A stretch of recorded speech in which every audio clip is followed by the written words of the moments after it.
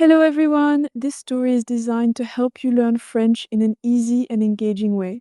We will start with a brief overview of the vocabulary to help you understand the story.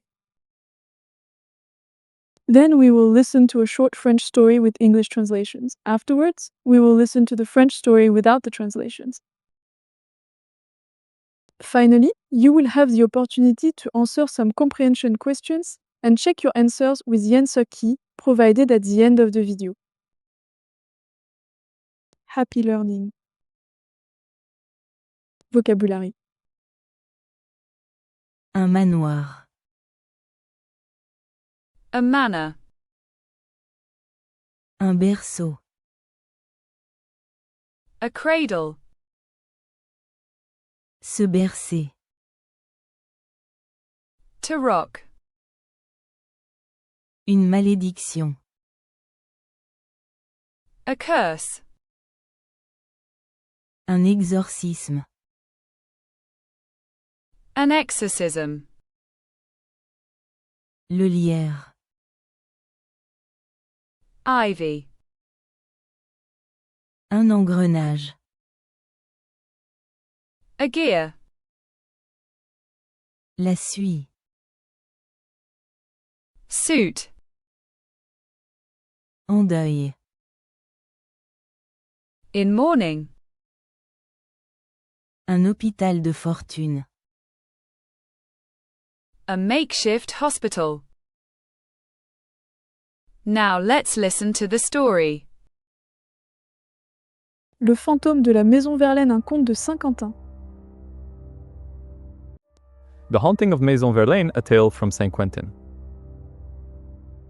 Niché sur une colline brumeuse, juste au-delà de la vieille ville de Saint-Quentin, dans le nord de la France, se dresse un manoir oublié connu des habitants sous le nom de Maison Verlaine. Cracked shutters, ivy-choked walls, and a wrought iron gate that groans with age, it has long been left to rot, though the stories about it never die. Volets fissurés, murs étouffés par le lierre, et une grille en fer forgé qui gémit avec l'âge, la maison est laissée à l'abandon depuis longtemps, bien que ses histoires survivent.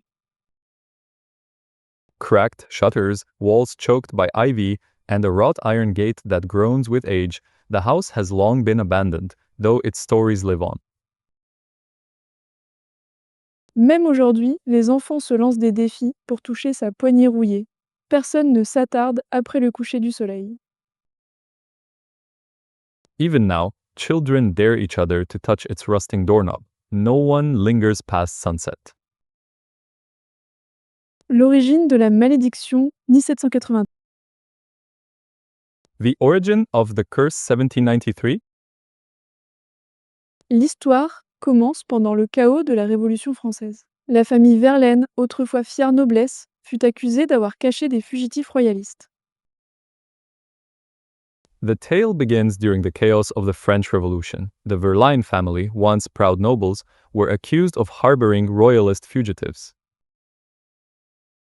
Lorsque les gardes révolutionnaires envahirent la maison en septembre 1793, ils ne trouvèrent que Madame Isabeau Verlaine, vêtue de noir, assise seule à une table éclairée à la bougie. When revolutionary guards stormed the house in September 1793, they found only Madame Isabeau Verlaine, dressed in mourning black, sitting alone at a candlelit table. Elle ne résista pas. Elle murmura seulement une malédiction. She offered no resistance, only whispered a curse. Le sang appelle le sang. Nulle paix ne viendra ici tant que les innocents ne seront entendus. Blood brings blood. No peace shall rest here until the innocent are heard. Cette nuit-là, Isabeau disparut sans procès, sans exécution, sans corps. That night, Isabeau vanished, no trial, no execution, no remains. Les gardes rapportèrent des phénomènes étranges dans les jours suivants, du sang apparaissant sur les escaliers de marbre, un air glacé, des miroirs qui chuchotaient. The guards reported strange things in the days after, blood pooling on the marble stairs, cold air that stilled the breath, mirrors that whispered. La maison fut scellée pendant des décennies. The house was sealed for decades. La mort de l'horloguère 1862. The watchmaker's death 1862. En 1862, la maison fut vendue à Émile Barbeau, un riche horloger parisien. Sceptique face aux fantômes, il restaura la demeure. In 1862, the house was sold to Émile Barbot, a wealthy watchmaker from Paris. Skeptical of ghost stories, he restored the home to its former elegance. Mais très vite, des rythmes étranges commencèrent à le hanter, les horloges battaient à l'envers. Des engrenages se bloquaient par une rouille rouge sang. Et les réveils sonnaient à 3h33 avec un cri. But within weeks, strange rhythms began haunting him. Clocks ticked backward, gears jammed with blood-red rust, and timepieces struck 3:33 a.m. with a scream rather than a chime. Un matin, Barbotte fut retrouvé mort dans la tour de l'horloge, les bras étendus comme des aiguilles, les yeux figés. One morning, Barbot was found dead in the clock tower, arms stretched like clock hands, eyes frozen open. Autour de lui, les horloges étaient silencieuses. Sur le mur, une phrase griffonnée avec de la suie disait Around him, the clocks were silent. On the wall, scrawled in soot, read A. « Elle compte les minutes que tu voles. She counts the minutes you steal. » La maison fut à nouveau abandonnée. The house was abandoned again. Le chœur des murmures 1921. The Choir of Whispers 1921. Pendant la Première Guerre mondiale, Saint-Quentin fut presque détruite. Étonnamment, la maison resta intacte et fut brièvement utilisée comme hôpital par les Allemands. During the First World War, Saint-Quentin was nearly destroyed. The house, miraculously untouched, was repurposed briefly as a hospital by the Germans. Mais aucun soldat n'y resta plus d'une nuit.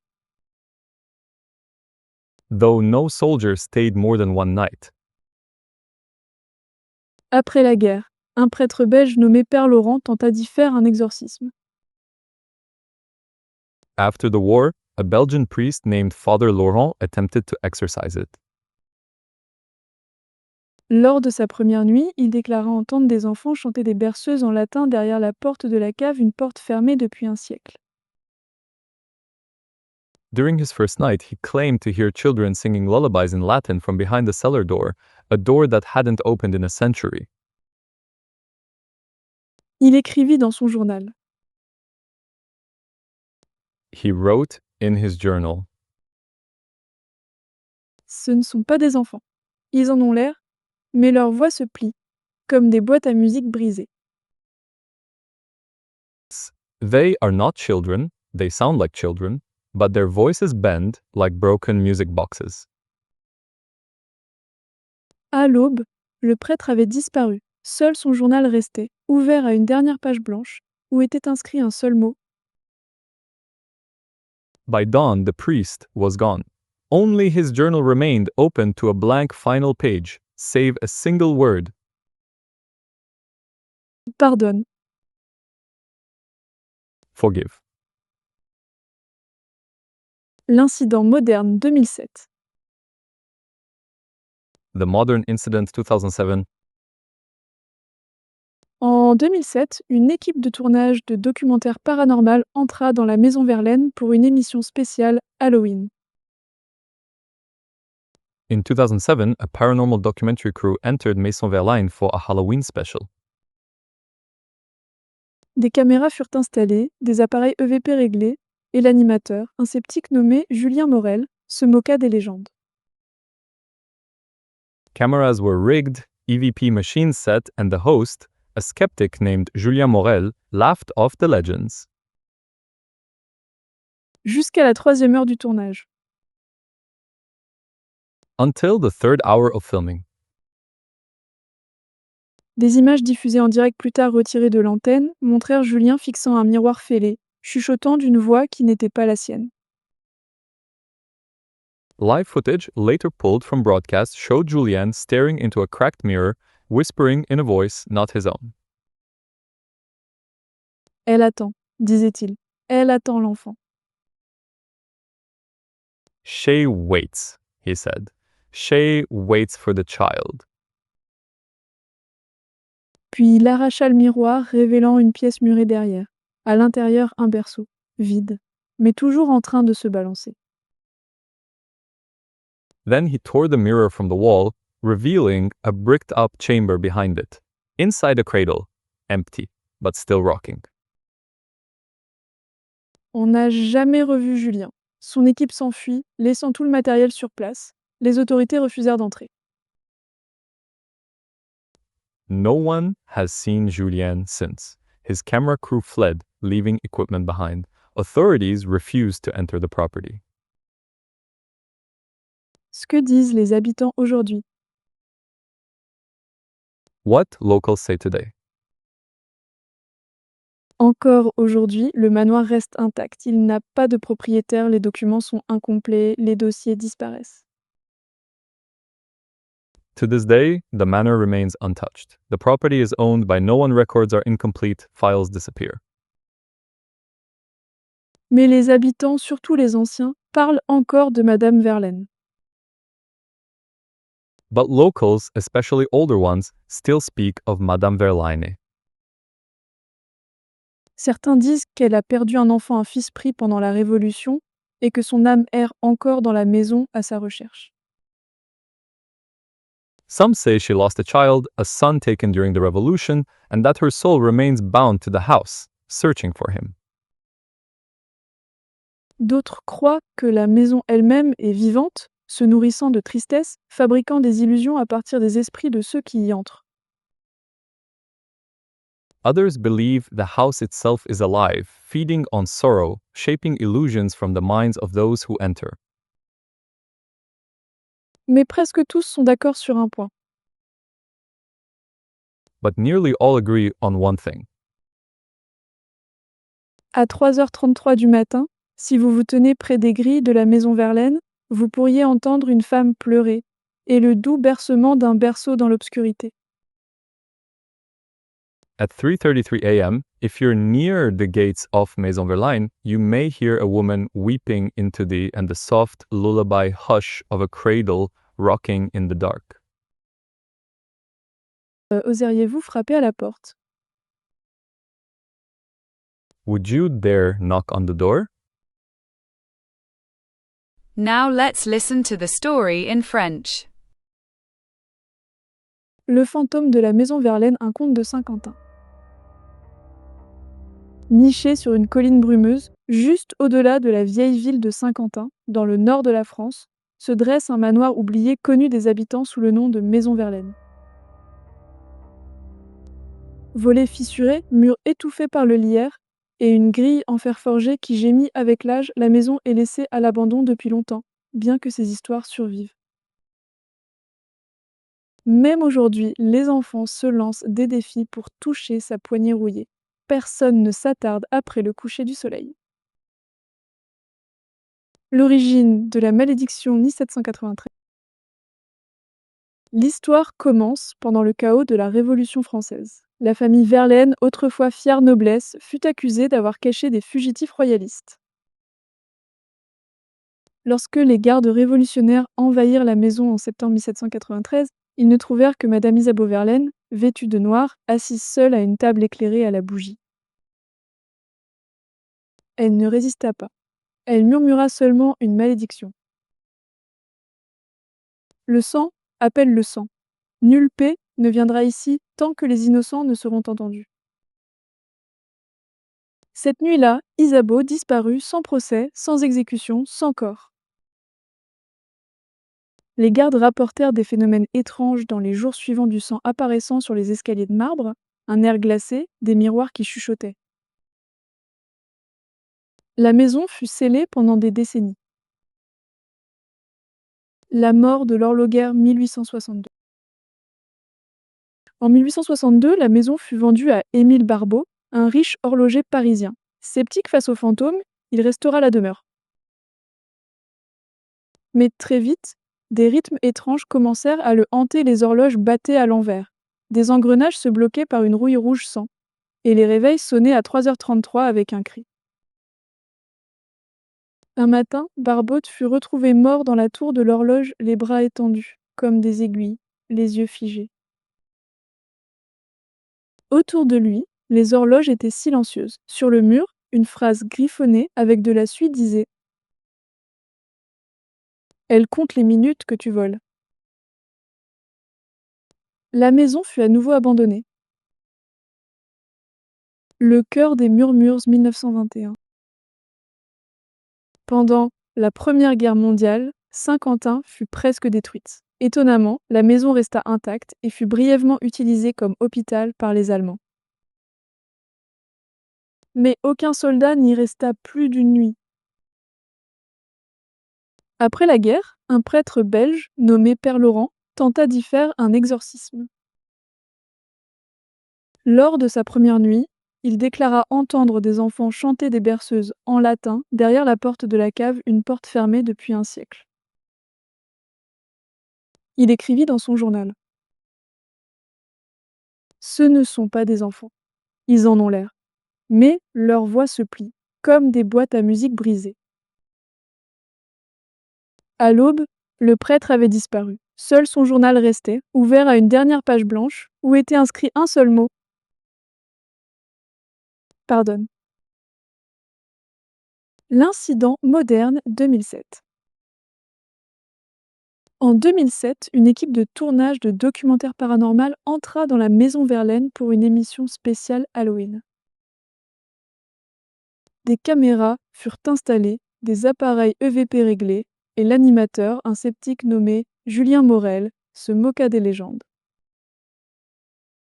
Jusqu'à la 3e heure du tournage. Des images diffusées en direct, plus tard retirées de l'antenne, montrèrent Julien fixant un miroir fêlé, chuchotant d'une voix qui n'était pas la sienne. Elle attend, disait-il, elle attend l'enfant. Puis il arracha le miroir, révélant une pièce murée derrière. À l'intérieur, un berceau, vide, mais toujours en train de se balancer. On n'a jamais revu Julien. Son équipe s'enfuit, laissant tout le matériel sur place. Les autorités refusèrent d'entrer. Ce que disent les habitants aujourd'hui. Encore aujourd'hui, le manoir reste intact. Il n'a pas de propriétaire, les documents sont incomplets, les dossiers disparaissent. Mais les habitants, surtout les anciens, parlent encore de Madame Verlaine. Certains disent qu'elle a perdu un enfant, un fils pris pendant la Révolution, et que son âme erre encore dans la maison à sa recherche. D'autres croient que la maison elle-même est vivante, se nourrissant de tristesse, fabriquant des illusions à partir des esprits de ceux qui y entrent. Mais presque tous sont d'accord sur un point. À 3h33 du matin, si vous vous tenez près des grilles de la maison Verlaine, vous pourriez entendre une femme pleurer et le doux bercement d'un berceau dans l'obscurité. Oseriez-vous frapper à la porte? Now let's try to answer the questions. If you can't answer them, try listening to the story again. You can write the answers in the comment box and check it with the answer key provided at the end. Pourquoi la famille Verlaine a-t-elle été attaquée pendant la Révolution?